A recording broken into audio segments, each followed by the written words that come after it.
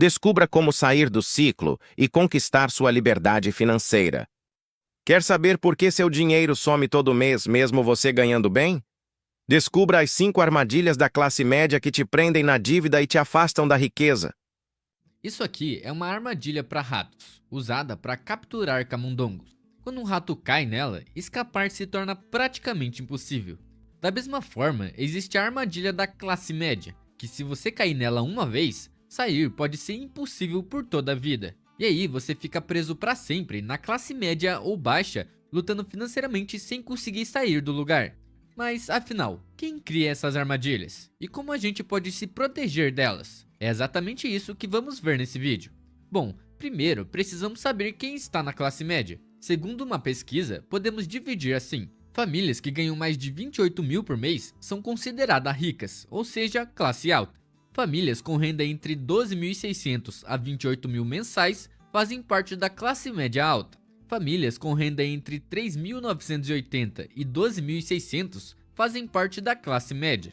Famílias que ganham entre 2.400 a 3.980 são classe média baixa.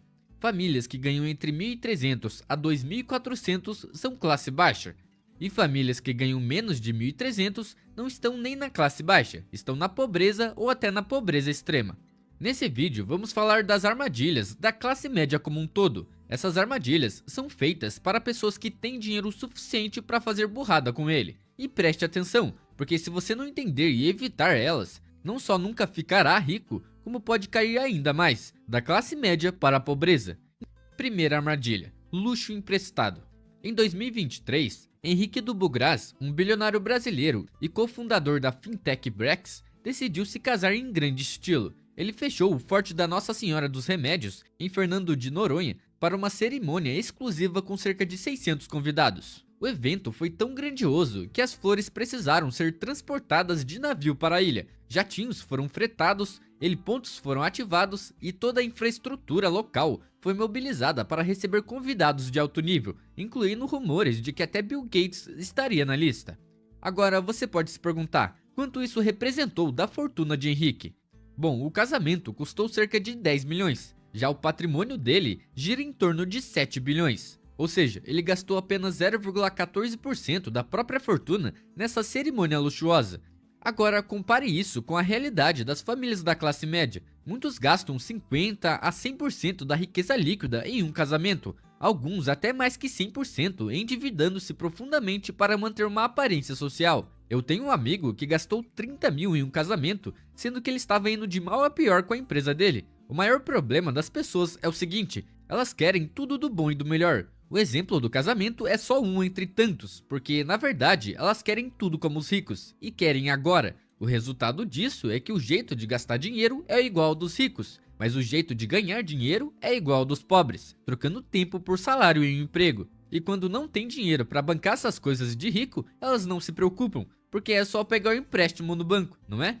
Hoje em dia é muito fácil pegar um empréstimo. Pesquisas mostram que 50% dos eletrônicos vendidos no Brasil foram comprados no crédito, e o motivo número 1 disso é que os compradores não tinham dinheiro à vista, ou seja, tecnicamente não poderiam pagar pela compra. Uma pesquisa também mostra que antes, os empréstimos mais comuns do Brasil eram para compras de imóveis, afinal, ter uma casa é uma necessidade. Mas agora, o tipo de crédito mais contratado é o de empréstimo pessoal, seja para comprar roupas, eletrônicos, financiar carros ou pagar as dívidas que não consegue mais pagar com o próprio dinheiro.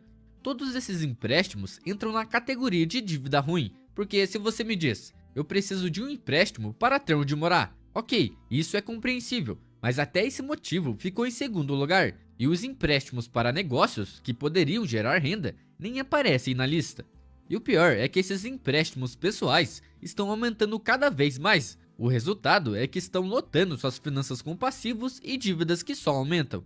Agora, outro erro muito comum nas pessoas da classe média é procurar orientação no banco. Durante anos, os brasileiros preferiram investir em poupança, CDBs de baixo rendimento ou fundos conservadores. E os bancos venderam isso como se fosse a melhor opção, prometendo uma aposentadoria feliz. Mas a verdade é que esses produtos não rendem nem o suficiente para te proteger da inflação. Ficar rico, então, é óbvio que você não vai. Os bancos nunca vão te educar financeiramente, eles nunca vão te explicar quanto a inflação realmente corrói o seu dinheiro, como ela vai subir nos próximos 10 ou 20 anos e onde você deveria investir de verdade. E sabe por quê? Porque quanto menos informado o cliente for, mais lucro o banco terá. Segunda armadilha: viver movido por emoções. Para a maioria das pessoas, toda a vida financeira gira em torno de duas emoções: o medo e a ganância. A lógica nesse caso é raramente usada. Por exemplo, no começo, o medo de não ter dinheiro motiva a pessoa a trabalhar duro, buscar estabilidade e tentar melhorar de vida. Mas assim que o dinheiro começa a entrar, surge a ganância. Aí a pessoa quer comprar tudo aquilo que sempre sonhou na infância: roupas novas no shopping, jantar em restaurantes caros, celulares de última geração, enfim. Quando fazemos essas compras, nosso corpo libera substâncias que nos fazem sentir prazer, como um pequeno vício químico. É como se o cérebro se recompensasse e quisesse repetir aquilo de novo. Então, na próxima folga, lá está você de novo no shopping. A cada semana, novos gastos, novos presentes. E aí, um novo padrão de vida vai sendo criado: trabalhar, pagar as contas, trabalhar mais e pagar por contas maiores. À medida que a renda cresce, os gastos crescem junto, e você fica tão viciado nesse prazer que nem percebe que caiu numa armadilha. A armadilha de passar a vida inteira trabalhando para manter o estilo de vida que você mesmo criou. E quem exatamente cria essa armadilha? Bom, acho que você já sabe: as grandes empresas. Elas usam a publicidade para explorar nossas inseguranças. Elas expõem abertamente nossos medos e desejos e nos vendem produtos que em situações normais nunca compraríamos. Terceira armadilha: focar só na educação tradicional.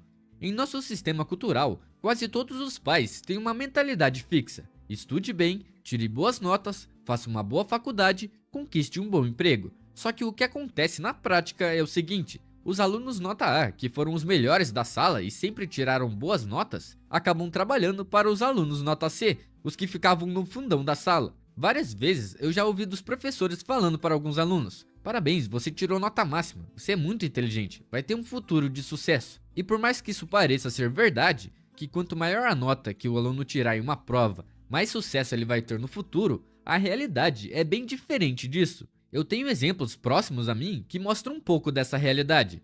Um amigo meu, vamos chamá-lo de João, sempre tirava boas notas na escola. Era o típico aluno que os professores adoravam, não gazeava a aula, sentava na frente e copiava tudo a lição. A mãe dele era meio rigorosa com os estudos e não deixava ele sair muito da linha, talvez por isso ele era tão certinho.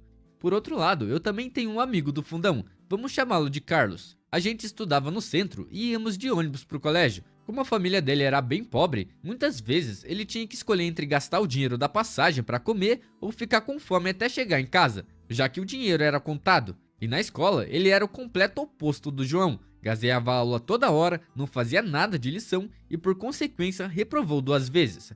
Mas agora eu te pergunto, quem que você acha que se deu melhor na vida? Bom, pelo que a sociedade nos ensinou, Carlos vai ser um fracassado e João vai ser rico, ou pelo menos perto disso. Mas eu vou te contar como a vida deles se desenrolou. Depois da escola, João entrou em uma boa faculdade e depois disso, como estava no roteiro, conseguiu um bom emprego, ganhando 3 mil por mês logo de começo. Agora, anos depois, ele está no mesmo emprego e ganha por volta de 7 mil reais por mês, o que é um bom dinheiro, não é? Pode-se dizer que ele está bem de vida, tem uma casa financiada, um bom carro e consegue pagar suas contas. Já o nosso amigo Carlos, logo depois de sair da escola, passou por vários empregos, desde marcenaria até vendedor de produtos de limpeza. Ele me disse que sofreu bastante, mas que com tantos empregos, ele aprendeu muitas habilidades, seja como vender, como funcionam empresas, como gerir pessoas, enfim. Agora ele tem uma empresa que faz vídeos profissionais de marketing para outras empresas. Esses dias atrás, ele me falou que mês passado teve um lucro de 25 mil reais. E ele também conseguiu comprar sua própria casa e também tem um carro, isso sem nem pisar numa faculdade.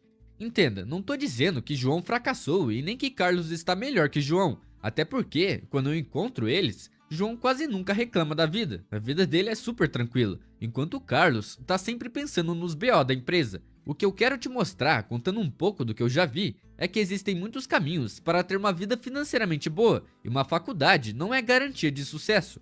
O próprio Elon Musk, um dos homens mais ricos do mundo, já comentou que muitos alunos com notas medianas aprendem mais rápido como administrar dinheiro e como empreender, que são justamente as habilidades mais importantes para se tornar rico. Já os alunos nota A ficam presos à ideia de que, uma vez que tenham um bom emprego, nunca mais precisarão se preocupar. Só que muitos deles nunca aprendem a gerenciar dinheiro e nem sabem o que significa liberdade financeira, porque ninguém ensina isso nas escolas ou nas faculdades. Por isso, sempre busque o conhecimento real, porque hoje, no século 21, analfabeto não é quem não sabe ler ou escrever, é quem não consegue abandonar uma educação ultrapassada, não muda sua mentalidade e não consegue reconhecer o que realmente importa. Quarta armadilha: golpes e pirâmides. Esse erro aqui é fatal, principalmente para quem está na classe média alta, porque quando você sobe um degrau financeiro, a primeira coisa que você compra, antes do carro, da viagem ou do relógio caro, é acesso. Acesso a pessoas diferentes, a conversas diferentes e, infelizmente, a oportunidades questionáveis. Todo dia aparece alguém te oferecendo alguma coisa. Olha, eu tenho um investimento incrível em criptomoedas. Descobri uma empresa que está rendendo 10% ao mês. Tem um negócio novo aqui que só quem é esperto entra. E aí você, que talvez chegou nesse patamar com muito esforço, passou num concurso público, abriu um pequeno negócio ou vendeu um imóvel que valorizou, começa a ser o alvo deles. Porque a verdade é que a classe média alta é um grupo bem misturado. Tem gente que ralou anos e chegou lá, tem gente que deu sorte e caiu ali mesmo sem saber como, tem herdeiro que nem entende o que está fazendo ali, tem quem ganhou na loteria da vida e comprou um lote que triplicou de valor. Ou seja, muitos chegam até esse ponto sem o preparo emocional e intelectual para lidar com o dinheiro. É por isso que eles caem. Alguém oferece um negócio seguro, uma nova tendência, uma oportunidade que só os ricos conhecem, e eles colocam tudo ali, vendendo imóvel, pegando reserva, aplicando o patrimônio inteiro em algo que mal entendem, e às vezes até funciona por alguns meses, mas sempre vai vir um tombo. Por exemplo, a classe que mais gasta em pirâmides financeiras no Brasil não é o pobre. O pobre, quando cai, perde 2.000, talvez 4.000, e ele sofre? Obviamente que sim, mas depois segue sua vida normalmente. Agora, da classe média pra cima, as pessoas perdem 50 mil, 80 mil e às vezes até mais de 100 mil, porque além de ter mais dinheiro, tem uma ilusão maior, a de que está num círculo especial, e por achar que está nesse círculo, acredita que vai ter acesso a oportunidades que o resto das pessoas não tem. Só que muitas vezes esse dinheiro não foi construído com uma base sólida, veio de uma venda pontual, de um acerto de sorte, de um comissionamento gordo. E quando esse dinheiro vai embora, a pessoa não sabe nem como se reconstruir, afinal ela nem entende como juntou aquilo tudo em primeiro lugar. Tem uma frase que diz assim: se você não conhece o jogo, não sente na mesa. Simples assim. Porque pensa comigo, se essa oportunidade milagrosa fosse tão boa assim, não estariam oferecendo para você por WhatsApp, por direct ou num churrasco de fim de semana, estariam guardando para eles mesmos. Todo negócio precisa deixar claro qual é o ganho de quem está te oferecendo. Se essa pessoa não está ganhando nada, desconfie. E se ela está ganhando demais e você não está entendendo nada do processo, então corra. Bom, espero que tenha gostado do vídeo e nos vemos na próxima.